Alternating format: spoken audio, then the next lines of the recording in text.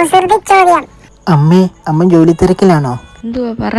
എന്നാ അമ്മയോട് ഞാൻ കുറച്ച് കുസൃതി ചോദ്യങ്ങൾ ചോദിക്കട്ടെ, അമ്മ ഇതിന് ഉത്തരം പറയോ? അത്രേ ഉള്ളോ? ചോദിച്ചോ, ഞാൻ പറയാം.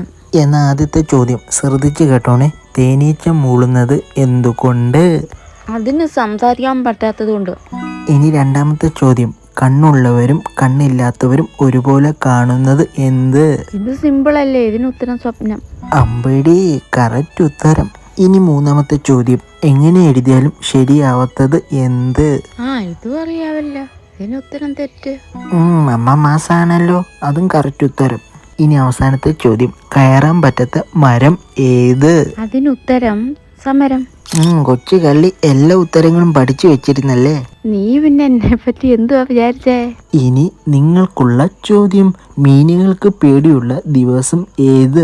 ഉത്തരം അറിയാവുന്നവർ താഴെ കമന്റ് ചെയ്യുക, പിന്നെ സബ്സ്ക്രൈബും ചെയ്യുക.